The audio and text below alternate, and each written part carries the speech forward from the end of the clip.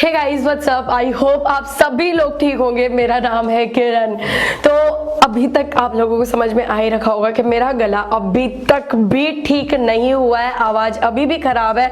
And honestly मैं चाहती नहीं थी अपनी इतनी बेसुरी आवाज में मैं आप लोगों के सामने कोई वीडियो लेके आऊं, बट क्या करूं यार, स्मार्टफोन ही इतना कमाल का लॉन्च हुआ है। 14,999 की प्राइस में इस स्मार्टफोन के अंदर हम लोगों को एक कंप्लीट बेजललेस डिस्प्ले देखने को मिलती है। 32 मेगापिक्सल का पॉपअप सेल्फी कैमरा दिया गया है। 48 मेगापिक्सल के साथ क्वाड कैमरा सेटअप देखने को मिल जाता है। 128 GB स्टोरेज के साथ आता है ये डिवाइस, और ये कमाल करके दिखाया है टेक्नो ने। स्मार्टफोन का नाम है टेक्नो कैमन 15 प्रो। आज के इस वीडियो में हम देखेंगे कि एग्जैक्टली में ये स्मार्टफोन कैसा है, किस तरह से परफॉर्म करता है। लेकिन उसके बारे में बात करने से पहले एक बार देखना तो बनता है कि आखिर इस बॉक्स के अंदर टेक्नो ने हमें क्या क्या चीजें रख के दी गई है।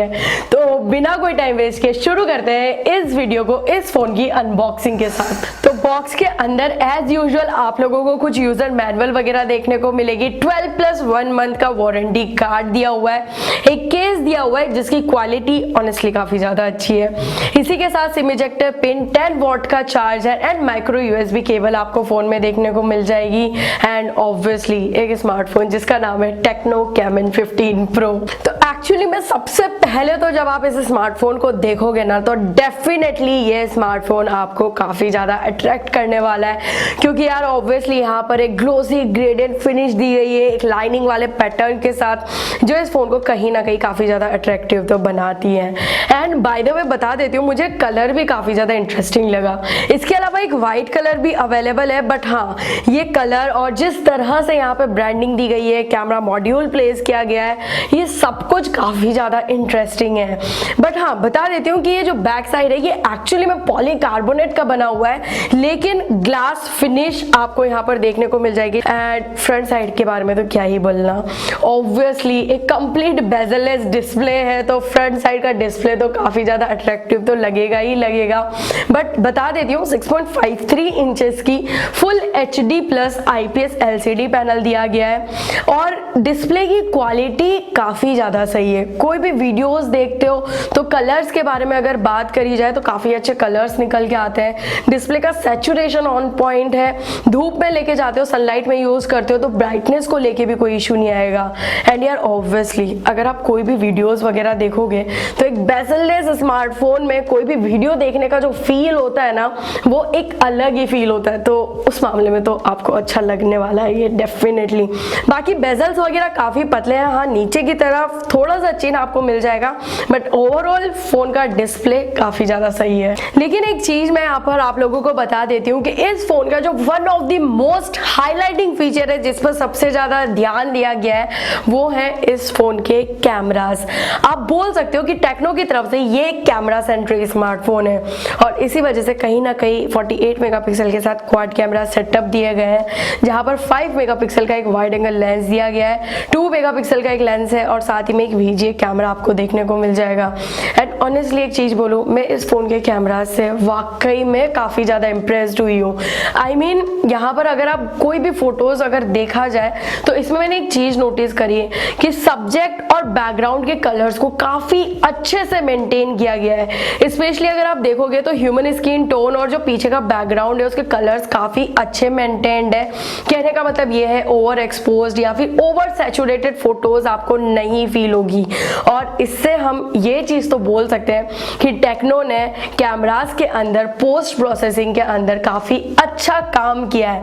और ये चीज ना आप एक्चुअली में फोन के पोर्ट्रेट शॉट्स अगर देखोगे तो उनमें भी ये चीज फील करोगे कि एज डिटेक्शन वगैरह को भी काफी परफेक्ट रखने की कोशिश की गई है यहाँ पर।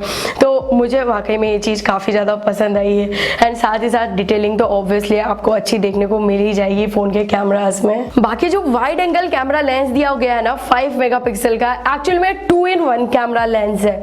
इससे आप 115 डिग्री तक की वाइड एंगल फोटोज भी ले सकते हो।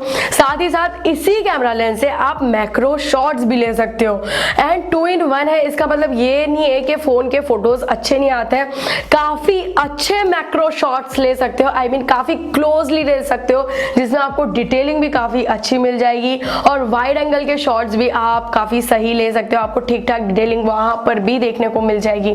तो ये भी एक चीज है जो मुझे काफी ज्यादा पसंद आई है। और हाँ, एक चीज तो मैं फॉर श्योर मेंशन करना चाहूंगी कि इस फोन के कैमरा से आप नॉर्मल के साथ साथ वाइड एंगल में भी वीडियो शूट कर सकते हो, जो काफी सही चीज है।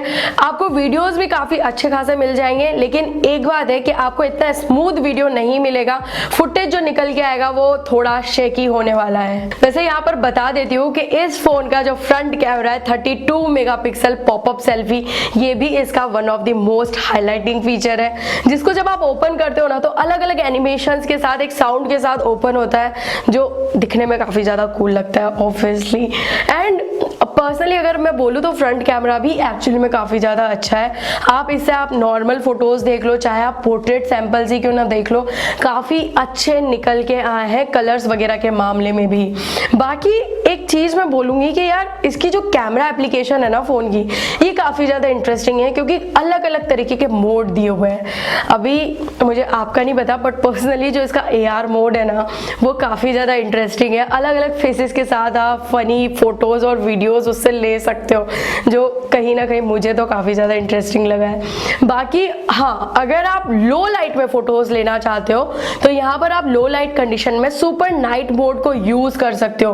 और ऐसा नहीं है सिर्फ रियर कैमरा में, फ्रंट कैमरा में भी आप सुपर नाइट मोड यूज कर सकते हो, जो कि काफी रेयर स्मार्टफोन्स में देखने को मिलता है। तो ये इसकी मुझे खास बात लगी है। खैर, अभी अगर आगे बढ़ा जाए और बात की जाए अगर फोन की परफॉर्मेंस के बारे में, तो सबसे पहले तो एक चीज बता देती हूँ कि ये smartphone out of the box आपको Android 10 के साथ देखने को मिलेगा। इसी के साथ फोन के अंदर MediaTek का Helio P35 प्रोसेसर दिया गया है, जिसका एंतुतु स्कोर कुछ 1,13,000 अप्रॉक्स निकल के आता है। एंड पर्सनली मैंने इस फोन को अभी तक जितना यूज किया है, मेरे हिसाब से तो अगर आप इस फोन को नॉर्मल यूज लेते हो या फिर अगर आप डे टू डे लाइफ में यूज करते हो, तो फोन के अंदर आपको काफी अच्छी परफॉर्मेंस यहाँ पर देखने को मिल जाएगी।